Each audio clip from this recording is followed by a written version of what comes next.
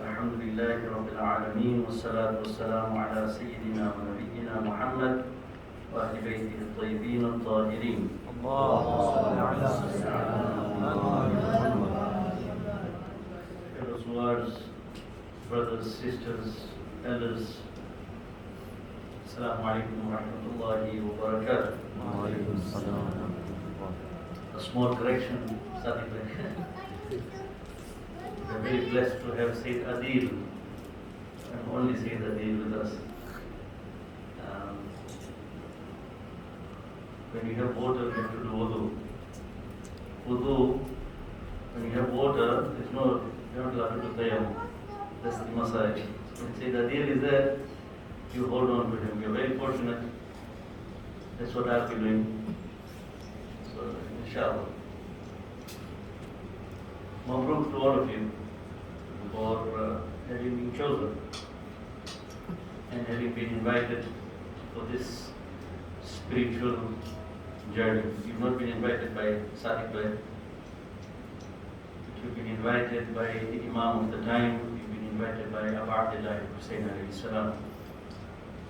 Alhamdulillah, I have also been blessed this time. So again, a clarification, I am not a scholar or an arif to talk about this spiritual journey. But what I've done is, I've compiled messages of at least 5 scholars who talk about the Ziyarat trip, and hopefully that will help us prepare ourselves spiritually for this journey. But before we go ahead, we need to know the significance of Arbaeen. Whenever Arbaeen is discussed, people take different approaches. They try to talk about the significance of the number 40 in Islam. That is one way of discussing. You have other notes about Ziyarah. This Ziyarah is very special. All the other Ziyarat that we do, we reach the destination and we start our Ziyarah. But this one, the walk has become part and parcel of the Ziyarah.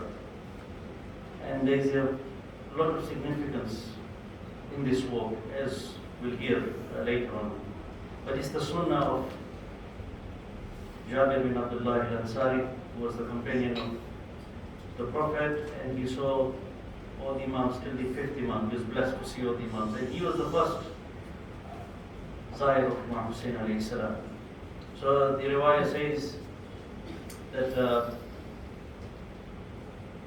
when Imam Hussein alayhi salam was martyred, Ibn Ziyad or Murasad, I think it's Ibn Ziyad, sent 2 messages simultaneously. One was sent to Sham to inform Yazid about the victory.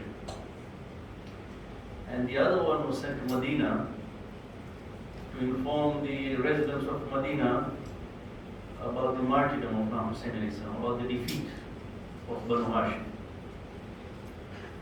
So when Jabir hears this, he's very hurt and it's very painful for him. But by that time he was already blind. They say he was almost 90 by then. So he looks for a companion by the name of Atiyah al-Awfi.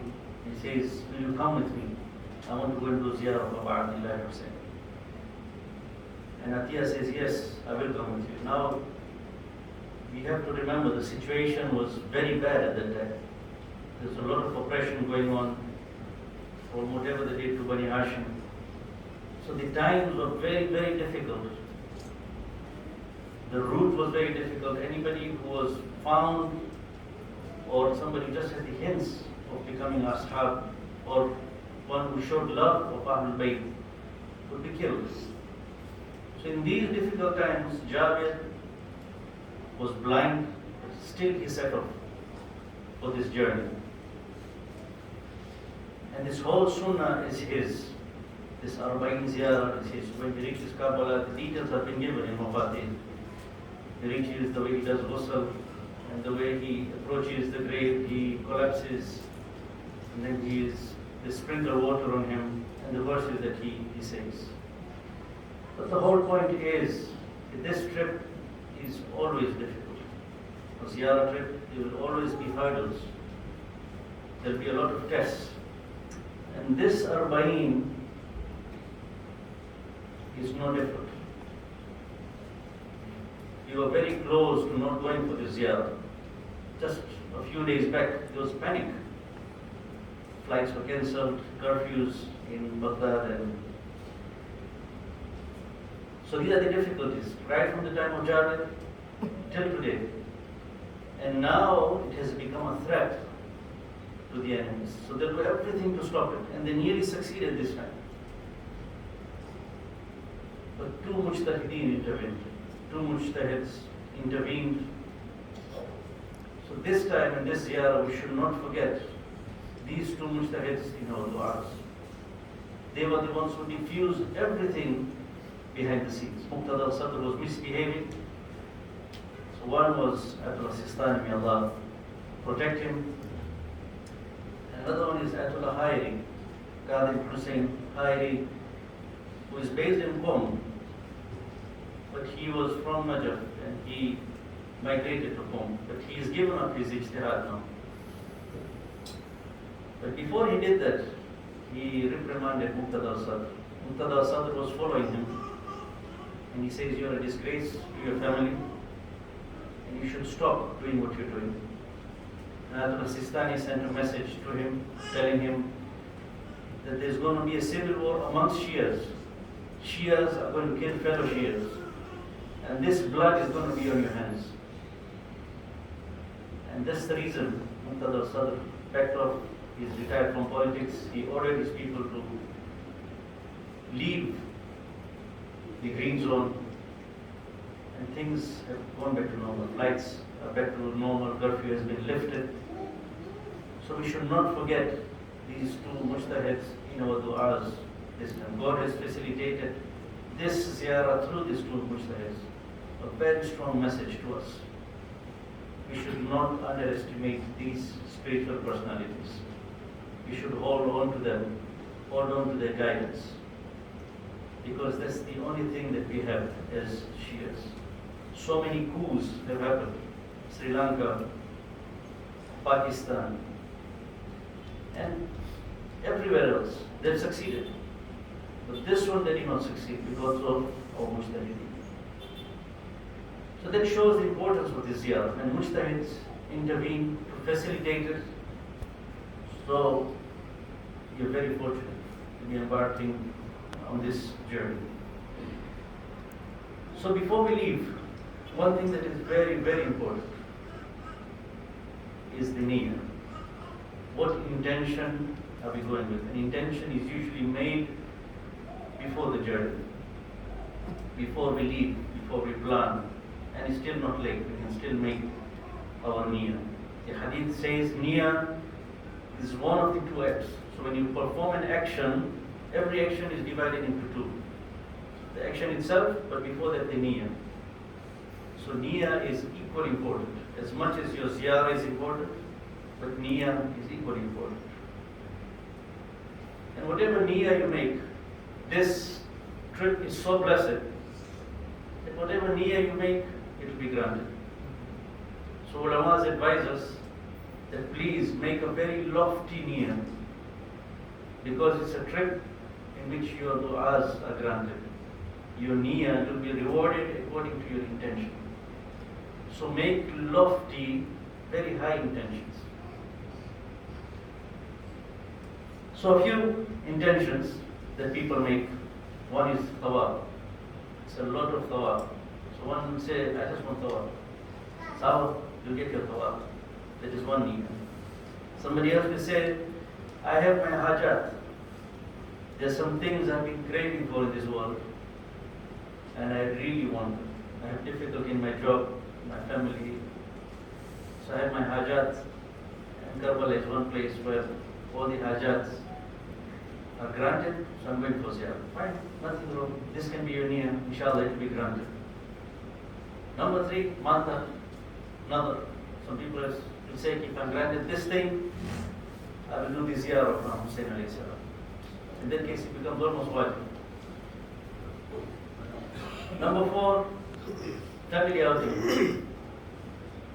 Family outing that we are going for. So that is your niyyah. It will be the best family outing you will ever have. Nothing wrong in that. Number 5, we're going to break the world record. These days, we concentrate on world records. We're going to break the world record for the highest gathering in the world. So Arbaeen has been breaking records for the past so many years. We're going to break another world record. So we want to be part of it.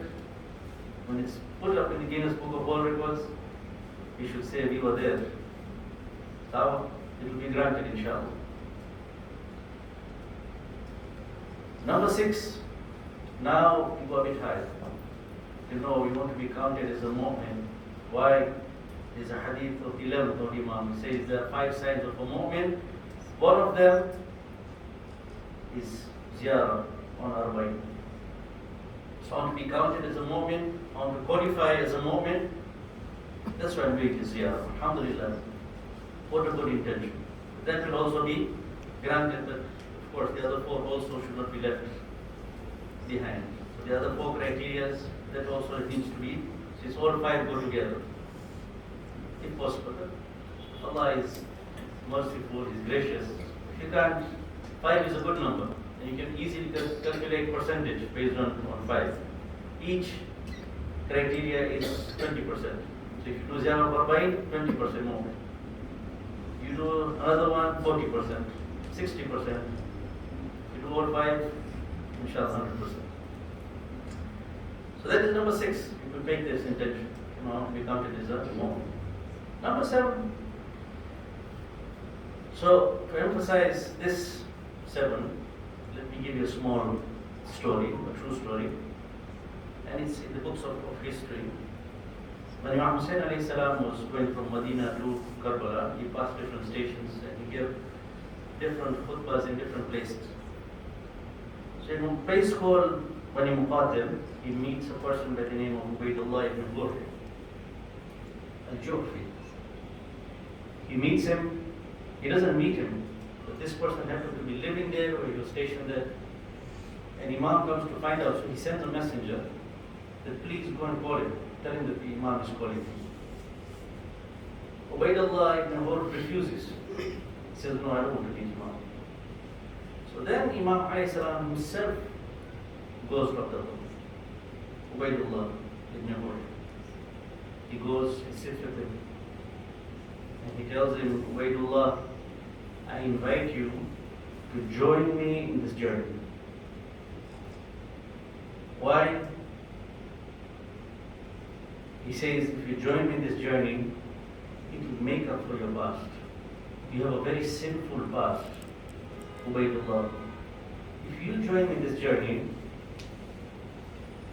whether we are defeated or we are victorious, the very fact that you join my army, it will make up for your past sins. So the rest is history. Ubaydullah refuses. He says, Allah, oh Imam, I'm very scared of that. I don't want to be martyred, but I have a horse. The horse's name is Al-Mulhaqa. Very fast horse. You can take the horse. It will be very beneficial for you in the war. I'm not coming, you take my horse. Imam says, I don't need your horse, I need you.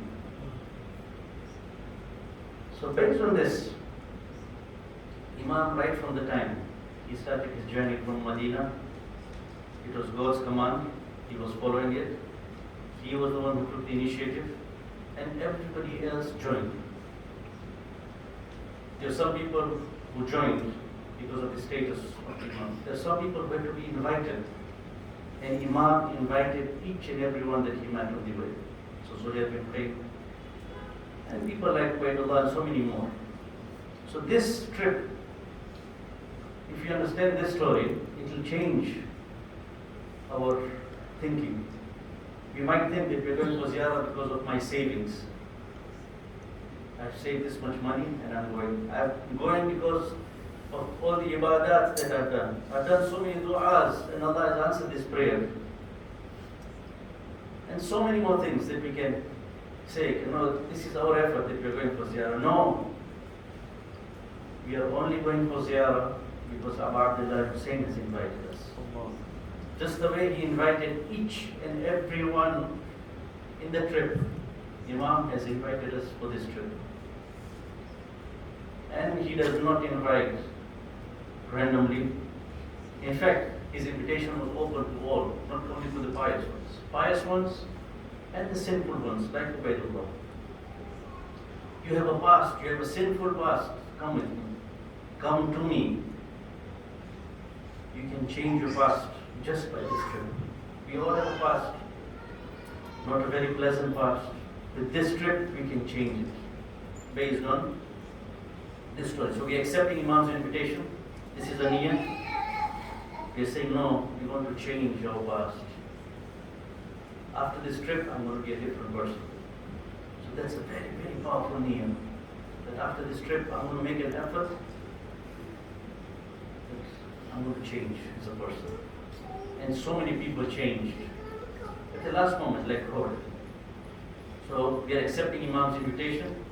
We have to remember that it's not our money that is taking us, it's not our efforts, it's not our health, it's not our du'as. What is taking us is Imam's invitation. If we keep that in mind, our whole perspective of this ziyarah will change. Number 8, this is from Arbaeen.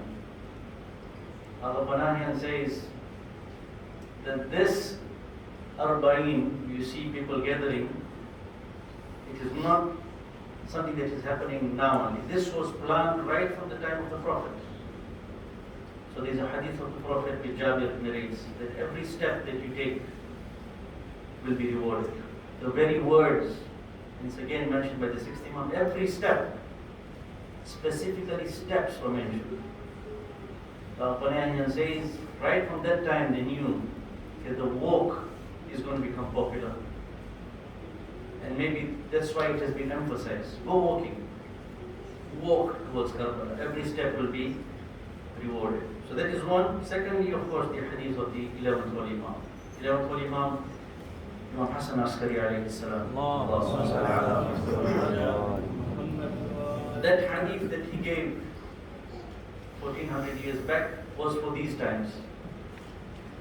People who will try to live by this hadith, they'll create a movement which will grow gradually and have a potential to spill over from the boundaries of Iraq around the world, and it will prepare for the coming of the son of the 11th Holy Imam, the Imam of our time. So this hadith was in preparation for the coming of the 12th Imam, and the ziyarah of Arbaeen was emphasized, and that's why 25 million people plus are trying to implement this hadith, and it's becoming a movement, and that's why the enemies are so worried. And he also says that it's a time, Arbaeen says, these days when you're walking, 25 million people in one city, a small city that does not have the capacity, but they still host this many people. He says it's a time for you to experience life after the appearance of the 12th Holy Imam. People will be living in harmony, maintaining justice, caring for each other, everybody serving, depending on their capacity. That is how life is going to be after the appearance of the 12th Holy Imam. He says, you want to experience this? Go for Arbaeen. During the walk, when you see the service, the altruism, and the way people are serving, this is to give us a feel of what life is going to be after the appearance of the 12th Holy Imam. So this is our Panahiyah. There's another message from Abu Bahmanpur, but I think we're running short of time. I don't want to prolong it too much. But last one is from Sheikh Shumali. As I said, I've compiled information from different scholars. Sheikh Shumali not specifically for buying, but how to prepare oneself spiritually, practical steps. And he mentioned this in his paper long back, but it's very applicable to us. So, once you've understood this spiritual journey, where do we start? The first steps, Sheikh Shumali suggests. Number one, he says, eat less. To embark on a spiritual journey, reduce your eating. Eat just enough, or maybe slightly less than enough. On this trip, you'll see everything will be around food. Food is really given a lot of importance during the walk. I've not been for the walk myself, but from what I hear. And of course, the hotels, I've seen it myself. The food that will be presented in front of you, very easy because you're on holiday, no stress, no work, nice air-conditioned room. So you eat, go to your room, cover yourself with a blanket, and sleep. So holiday. So they said, oh, don't get carried away. In the spiritual journey, eat just enough. Eat simple, eat enough. Number two, sleep less. Not sleep less. Sleep enough. Sleep just enough, whatever is your requirement, 5 hours, 6 hours, 7 hours. Don't oversleep. It reduces your spirituality. A person who sleeps a lot, spirituality will reduce. So just sleep enough to maintain your immunity, to maintain your health. Sleep at the right time, wake up at the right time. Don't stay up in barazas, talking the whole night, and then during the day you're asleep. Then just go to haram as a formality. If you really want spiritual awakening, sleep less. Number three, very difficult. Talk less. Speak less. So we'll be meeting, I think, according to my calculation, there'll be more than 800 to 1,000 coaches this time. And we'll meet people from all over the world, people you've never seen for a long time. The hotel lobbies, the sofas are very, very comfortable. And there are some places where shishas are also available. So very tempting. You sit on that comfortable sofa and you see somebody, after long, sit with him, club shop. I'm not saying don't talk. You talk, but within the limit. Don't talk too much. Number four, Abba Shumali says, keep some time for contemplation. Tafakkur. Where have I come? Why have I come? Why has Imam invited me? What was my past like? What I should be changing? Where am I heading? What is my plan of action?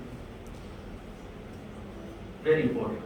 Keep some time for contemplation. Best place for this is the haram. The sahan, look for a nice quiet place, sit with your notebook or alone with your thoughts. Quietly, in silence. So number four is contemplation. Number five, constant remembrance of Allah. Dhikr. Very important. Dhikr of Allah, not only on your tongue, but try to implement the dhikr. If it's helping somebody, just think that I'm implementing this name of Allah. I'm reliving this name of Allah. But the dhikr should always be there. So things that you can do while on the walk. 3 days, 8 kilometers, it's a lot. So dhikr of Allah. It's a good time to do the 100 la'an, for example, and 100 salam. Very powerful dhikr. Spiritual. So you're going towards Imam, at the same time pushing the enemies away, doing the la'an. It's a time before you start your walk, recite Ziarat Ashura, and then you start your 100 tasbih. 100 la'an, you only do it on Ashura day. This time during the walk, on a daily basis, twice daily if we can, do the la'an 100 times, do the salam 100 times, just the way it has been mentioned. Very powerful. With concentration if possible. Very powerful. Inshallah. So these are few things that we can implement. And inshallah, if we make a niyyah to do this, we'll reach a point whereby the climax, of course, is Ziarat Arbaeen. On the day of Arbaeen, inshallah, if God gives us enough life, and we'll be reciting Ziarat Arbaeen. And it's a very, very nice but Ziyarat, a lot of messages, I would say. If you read it with contemplation, with commentary, I think it will be wonderful. But just the last part of the Ziyarat, the literal part of the Ziyarat, it says, وَأَشْهَدُ أَنِّي بِكُمْ مُؤْمِنٌ وَبِيَّابِكُمْ مُؤْمِنٌ بِشَرَائِعِ دِينِي وَخَوَاتِيمِ عَمَلِي وَقَلْبِي لِقَلْبِكُمْ سِلْمٍ. My heart is in extreme agreement with your heart, you're telling Imam. وَأَمْرِي لِأَمْرِكُمْ مُتَّبِعٍ. I follow your command in all my matters. Very heavy words. But if you prepare, we can reach the day of Arbaeen reciting this ziyarat that no, we've made up our mind. Our affairs are going to be in line with what you say. وَالنُّصْرَةِ لَكُمْ مُعَدَّةٌ. Ulamas keep on mentioning this particular phrase. Whenever they talk of Ziyarat Arbaeen, وَالنُّصْرَةِ لَكُمْ مُعَدَّةٌ. And I am ready to help you. And I am ready to help you. So we need to know our capabilities. Inshallah, if we can prepare ourselves from now with our niyyah, and of course during the trip, we have Sayyid Adil with us. Inshallah, he'll also contribute. Hopefully we'll be able to reach the day of Arbaeen and be able to recite this ziyarah with our prepared hearts, and hopefully we'll be able to live this ziyarah when we come back. May Allah increase our tawfiqat and may He enable us to travel safely, travel in harmony with each other. May He enable us to do what we are supposed to do on this trip, help each other, give assistance to each other, both physically, spiritually, financially, economically, mentally, whatever assistance we can give each other, inshallah, may He make us successful, inshallah. Subhana rabbika rabbil izzati amma yasifun. Wassalamun ala al-mursalin walhamdulillahi rabbil alamin.